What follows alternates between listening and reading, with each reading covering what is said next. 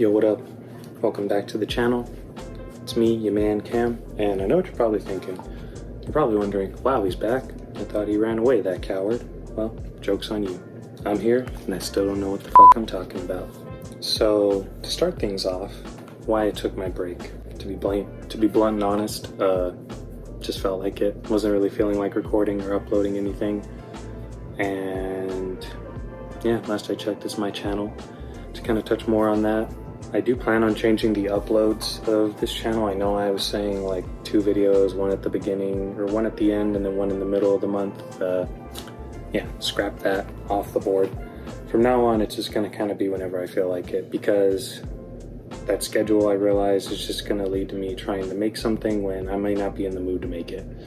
And I want my content to be something that I'm in the mood and passionate for. So yeah. And plus, I want to have something that's actually worth putting out there on YouTube. And after I did the Polaroid review, I kind of ran out of stuff to talk about. I wasn't really feeling a lot of my cameras at the time, but that kind of has changed because I bought new cameras and sold some. So I haven't picked up the XC4 in a while, but I still have it. Love that thing. It's my little digital workhorse. Treat them well. Haven't bought a lens for it or anything. I do plan on doing that soon because I do need a different lens for it. Just wanted to give me some more versatility. Probably going to get the 50mm. And I realize I've been looking here and not there. The video, I need to look at you. To kind of recap, I still have the Fujica GS645 and I'll probably use it hopefully sometime this month and then get that mailed off because I believe that's a roll of gold or 400. I don't know. I have to check. But yeah, I've been using that, and I sold my 645 Super. Why did I sell the Super? It was my second film camera that I ever owned, right after my 35mm. I went straight from 35 to 120. Didn't even really have my 35mm for that long. The minute I saw that camera, I just had to have it. I honestly don't even know where my 35mm camera is that my friend sold me. There was a problem with the advanced lever anyways, so yeah, sorry Daniel. I don't know where your camera went, but I'll find it. It's here somewhere. But yeah, sold the 645 Super for a couple new cameras, and well, actually for one new camera. One of the other cameras that I've gotten recently was given to me by a friend. Shout out Calvin, thank you for the camera, love it. And I guess we'll kind of segue into the camera he gave me. I keep looking at myself and not the camera. The camera he gave me is the Canon SureShot Telemax, little 35mm point and shoot. And I gotta say, I've always wanted a point and shoot. Kind of loud, just a little bit. I've always wanted a point and shoot, and you know, I thought I'd get a Contax T2 or some ridiculously overpriced point and shoot, or like an Olympus XA, but honestly, I just was indecisive and didn't know which one to get. And this just happened to fall into my path. And you know, I gotta say, it's not too bad. I've been shooting with it for a little bit. I'm gonna shoot more with it here in a little bit. I have a roll of Portra 400 right here. I haven't bought 35mm film in so long, and it feels weird owning and buying the film again. But yeah, really great little camera. I mean, honestly, all point and shoots are the same. It just comes down to what you're going to worry about in terms of like brand or the features. Like obviously the Contax T2 has its own features that it brings to the table. This thing brings its own things to the table, but at the end of the day, they're all the same. They're point and shoots. You load them with 35mm film and they do most of the work for you. And I feel like that's where I'm going to enjoy this more than I enjoyed with my first 35mm camera, because like if I'm being honest, I struggled to shoot with 35mm before, just because I would find myself not being interested in taking the photos. And like even with this thing, I was struggling to go through the 36 photos even with this little thing. Now, does that mean everyone's gonna struggle with it? No, but personally for me, I was. So yeah, I can't really say I'm going to do a lot of work with this thing, but I do want to try to take it out and about just so I can get photos on film. Just quick little things that I see that I can't really be carrying my other cameras. Now, the Fuji's easy to carry around, and I will probably carry that thing around a lot, but the new camera I have to show you guys, which I'm very excited about, I have been carrying it around a lot, and although it is not the easiest to carry around, I have still been enjoying carrying it around. So without further delay, let me quit messing with that little capsule.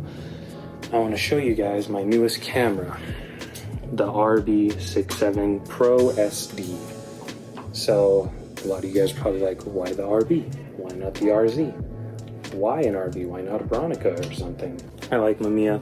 Obviously my first camera was a Mamiya 645 Super, and you guys might be asking, why did you sell the Super? Well, I wanted to get the bigger negatives that I can get from this. The 6x7 negatives that I have gotten, I developed one roll of HP5, well, 2 rolls of HP5 actually here at the house, and oh man, the difference in quality on the 6x7 negative versus the 645s that I was getting. And I think just the quality of this RB glass and the bellows system, the sharpness you can get, chef's kiss. Like, it's pretty great, guys.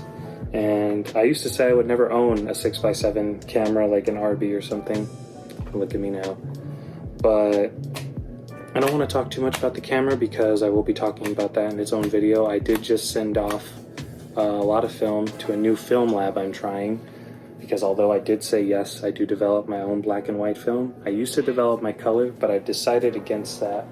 And I want to try sending my film off to a lab again, mostly because I've been having issues developing Kodak Gold. More on that in a future video.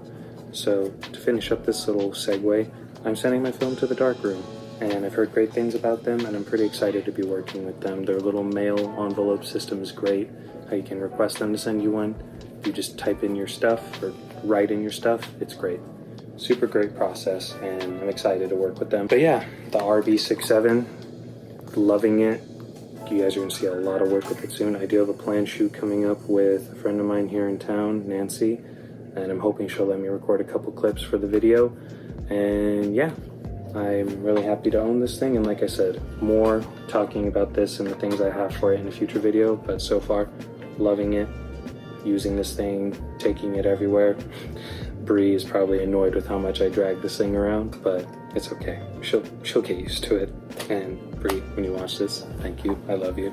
But yeah, what else have I done recently? I guess the biggest thing as to why upload dates are also changing also is because I'm going back to school. I want to finish getting my IT certifications, and I'm going to start with the local community college here, and then get 3 more through online schooling. So yeah, I plan on doing that, and trying to do school, full-time job, while keeping a consistent schedule of videos is going to be hard, so it'll be a lot easier for me to just upload when I can, when I have content for you guys. And yeah, that's another reason why I changed upload dates. Other than that, besides the 2 cameras, I have picked up a couple things. I finally was a madman and I bought it, and I want to show you guys that I have 3 packs of Pro 400H. And I've seen a lot of videos talking about Pro 400H, and I'm excited to work with it. I've just heard it's like a lot cooler than Portra 400, or just Portra in general. But, you know, that's the whole point of trying new films. You see what you like about it versus another one, and I'm excited to be using this. I'm going to use this to slip in the back of my little film cameras, you know, the little memo tab. But yeah, I have 3 packs of this, and they all expire in November 2023. So 15 rolls in the next year, Pro 400H. It's going to be sad to see all this go, considering the amount of money I dropped to buy it, but it's fine. We're not going to talk about that. Other than that, the thing that led to me buying the RB was this little thing I picked up. It's a little catalog, like a advertising catalog, and just seeing this thing in person was so cool. How they used to advertise things back in the day, you know, before they had, you know, smartphones and ads literally everywhere. You can't go anywhere nowadays without seeing a freaking ad. But just seeing like this page, an example, all the different accessories you can get for this camera, it was just crazy to look at, seeing what they can do. and it's what led me to buying a couple of things on here, and I will talk about that in its video.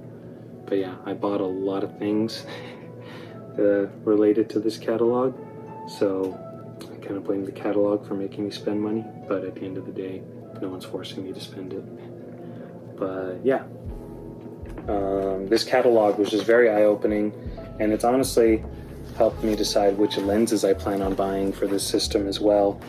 I guess to kind of give you guys an idea, I have the 90mm right now, so when you see the photos in this video that I've shot on it, just so you guys know, that's at a 90mm focal length. I'm buying the KL lenses because that's what was advertised in this book, along with a couple of the Secor Cs, and I guess you guys might be wondering why those. Before I get too into it, to take away from the future video, I just like the appearance mainly of the KL lenses. They're a lot sleeker and nicer, but I feel like they have a couple more features that the Secor Cs don't. I am not saying that is true. Take that with a grain of salt. That is just my opinion. I feel like the KLs have more to offer, but if I'm wrong, just politely correct me in the comments below.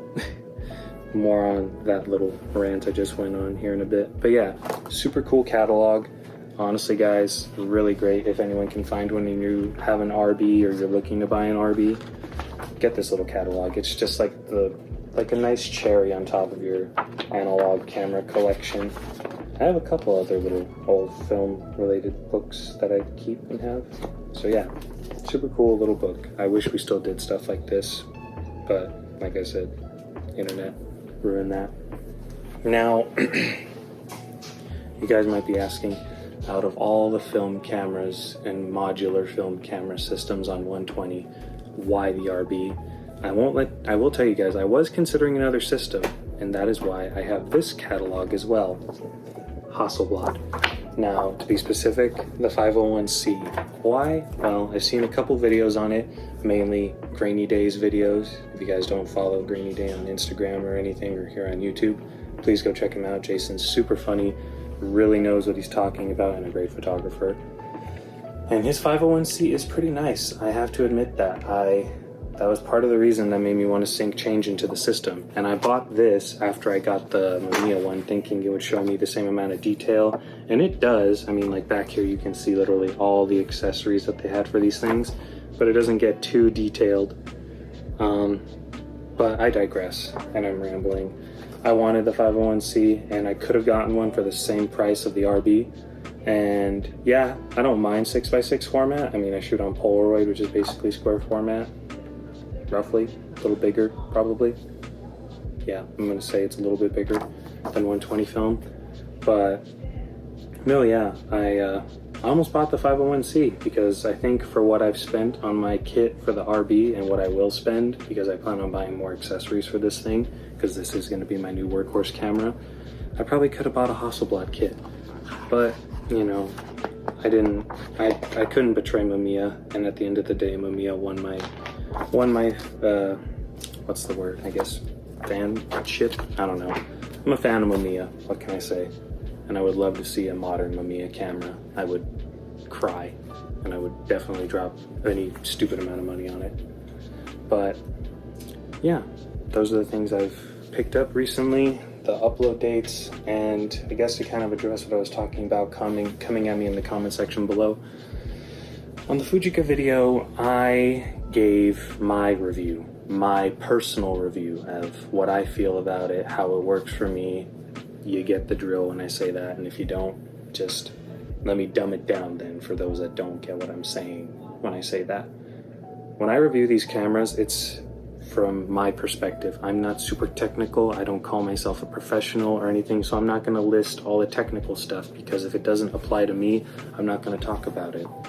There was a comment by an individual on my last video, and you know, he was just touching base on things I didn't touch base on, and that's fine. I have no issue with that. I had an issue when he said that my video was a failure, because I work relatively hard, despite what some people think. Yes, I'm recording on an iPhone, I'm using AirPods for audio, I'm using natural room lighting from my window for good lighting, but I mean, I think for what I'm doing, it's good. And yeah, I work hard on the cuts, the background music, the little text effects I do. And for him to say that my video was a failure was not really cool. I did tell him thank you. I genuinely meant the thank you I left him. in that video when he did drop that knowledge for us. But in my opinion, if you want to know all the technical aspects of a camera, you yourself have to do the research. And if my video doesn't give you what you want, then keep looking till you find the video or forum or something that tells you. I mean, hell, Google the freaking catalog, or not the catalog, Google the freaking manual of the camera. I found the RB67 manual, I found a Canon manual. It's not hard, guys. I will link Google down below and it will show you the vast knowledge it holds. To kind of just sum that whole rant up, just don't be a dick in my comment section, to me or to anyone else in the comment section, because, you know, if you think you could do a better job making review videos or something on this platform, by all means, nothing's stopping you. We all have the freedom to upload on this thing, just like how I'm doing it right here now, shooting this video that I'm going to upload. You have the same freedom as I do, bud. And if you think you can do a better job than me, go for it. I encourage it. Make your content, make something, be creative, you know, just have fun with it, which is what I'm doing. I'm having fun, sharing my personal experiences with these cameras. I'm not here to read the manual script for you. I'm here to tell you, hey, this is what I feel, and this is what I get when I shoot these things. But to kind of end on that note and to end on a more positive note, I'm really excited to be inspired again to upload. I do have other video ideas that I plan on doing here in the future. Time will tell when that stuff happens. Like I said, going back to school, trying to work, I'm going to start doing things on this channel to kind of help give me not just incentive, but, or I guess, yeah, incentive is the word, because I do get incentive when I'm inspired for a topic or to shoot with a camera or just want to share photos with you guys. But I do need something to have me to come back here to keep uploading, to put my time and energy into it. And sometimes I may need a break, a recharge, and that's okay because it's my channel. But I guess to kind of sum up what the next video is going to be, I plan on doing a new series on this channel called, oh my god, I totally, it's going to be called like Photo Drop or something. I forgot the phrase, but I'm just going to collect all the photos I've shot in that month or whenever and just dump them on the guys in that video. Photo dump. Yeah, I think that's what I'm going to call it, a photo dump. Yeah, that was what I was going to call it. Stupid. But yeah, I'm going to call it photo dump. And yeah, that's what it's going to be, guys. So look out for those videos. It's literally just going to be me talking about which cameras I shot with, where I was, why I was there, and that's it, you know? If you want to see them more in depth, you should already be following my other socials, my Instagram, my Twitter, I'm on that app, Grainery. I spoke on that in one of the last videos. Grainery is a great app, and I'm super excited that the guy is making it. He doesn't ask for much to help him make this app. Personally, I think it's worth every penny to help this man make this app for us, to give us a place to start posting again, to share and appreciate our work as analog photographers. That is the thing. It is specifically for analog film photography, so sorry digital users. There's Twitter and Instagram for that, and I know Instagram is what it is with its algorithms, but that's out of my control. But, you know, pick up a film camera and come join us. You can start with anything, literally anything. But yeah, as for that, I'm just going to show you guys some clips of what I've been doing this month. I've been with Bree, well, not just this month, but last month too. I've been hanging out with Bree a lot. We went on trips. We recently went camping. We just got back from Alamo last weekend for a little family getaway / birthday party for Adam. And yeah, you know, just clips like that. Hope you guys enjoy. And I'll see you guys in the next video. Peace.